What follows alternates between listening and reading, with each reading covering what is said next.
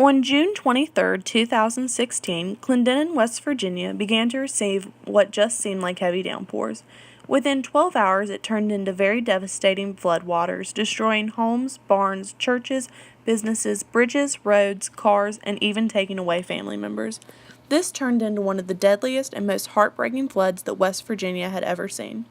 The Elk River, the body of water that runs through Clendenin, rose to an all-time high of 33.37 feet, breaking the record of 32 feet that occurred in 1888. A bridge that connects the Elkview Shopping Center with the road was swept away and demolished, leaving over 500 people with no way off the island.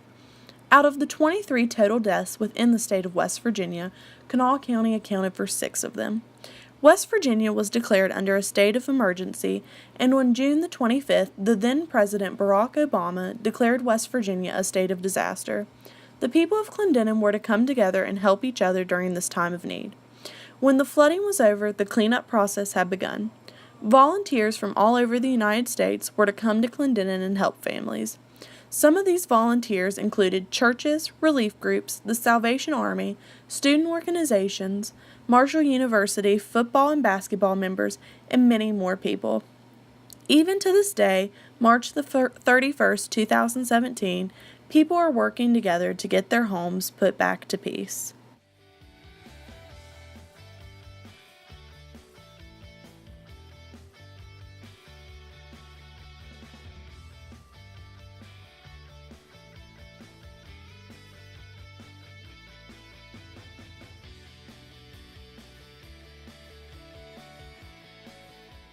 Today I'm sitting here with Mike and Mary Snyder, and I am learning more about their experience with the flooding in Clendenin. How did you all prepare yourself for the flood? Well, I had lived on the river all my life. I lived right there in that bottom, and I felt sure we were in trouble. So what I did, matter of fact, she had just bought new furniture just prior to that downstairs. So I worked till the biggest part of the night, taking everything downstairs, upstairs.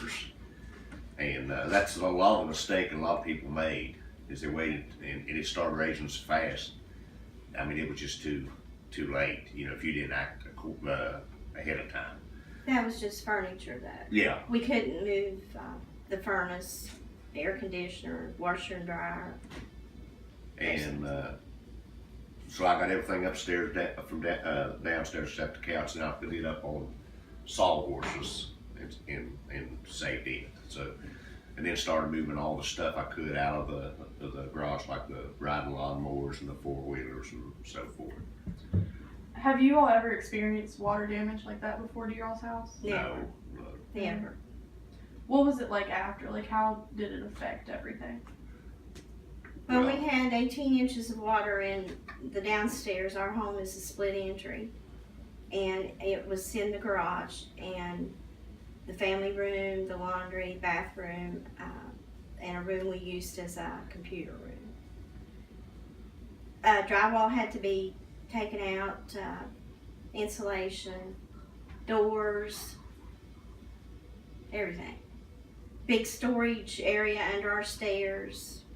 We lost all the things that were under there, Christmas things, camping equipment. And all the big appliances, like she said, air conditioner, furnace, hot water tank, washer, dryer, all that, And really freezers. We lost 2 freezers. 2 freezers. And really what really was bad is because of the way that the roads and everything had went in.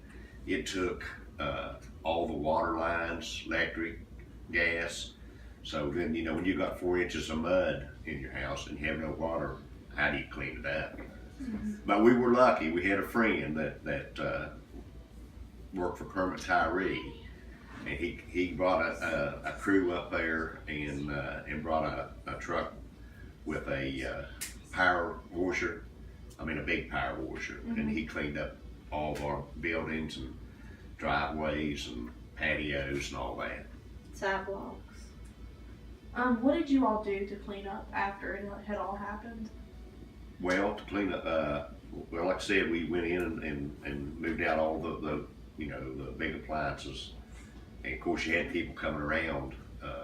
All you had to do just about was move it to the road, and then there'd be a truck come by and pick it up. But what we did was we got all that out, and then Carpets.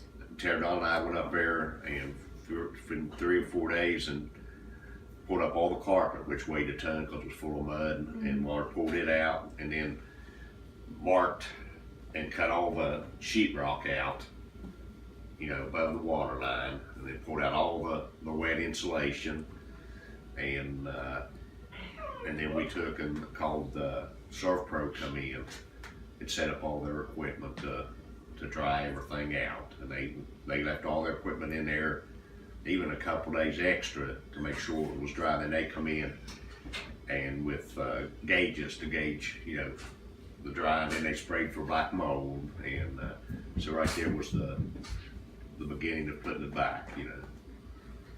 What was FEMA like dealing with them and like other insurance agencies? Well, Homeowners doesn't cover flood, and we didn't have flood insurance because our house was not in a flood zone. FEMA, they were. I guess say that I think they treated us pretty good, you know, good as be expected. And pretty fast. Yeah. I mean, they were there pretty fast. What have you all done to help rebuild your house and the property? Well, and it's still not completely done, but really we've Replaced all the sheetrock insulation, painted, put up wallpaper, stained doors. All the doors had to have new ones. I don't know, it seems like we've worked every day on something. it's been an ordeal. I mean, it really has something I wouldn't want to go through ever. The shrub beds were ruined too. We had to shovel mud, like Mike said, about 8 inches thick out of all the shrub beds. That's awful. Your all's dock that you have, the embankment that like the flood washed away, have you all been able to rebuild that? Not totally. We had Phil Schaefer. He came up and put back what we had down there, but we need more dirt. But the way the roads was tore up, and really there'd been no dirt to be had because everybody it's been spoken for. So what we hope to do, I hope to give him a call here in the next few days to see if he can get started back and maybe get some dirt back up there. We need dirt before we can reseed it. Do you all have any like new prevention methods that you all have learned in case a flood happens? Well, we had to go out. FEMA made us purchase flood insurance. See, we did have flood insurance, and they I don't know if it was the county or who it was rezoned and sent us a letter and said we wasn't in the flood zone, like, and indicated it would be, you know, it was kind of foolish to carry it, so we canceled it. And That it had never flooded in history, no, ever. That's terrible. Okay, well that's all the questions I have for you guys. Thank you for letting me talk to you about this. Well, you're welcome.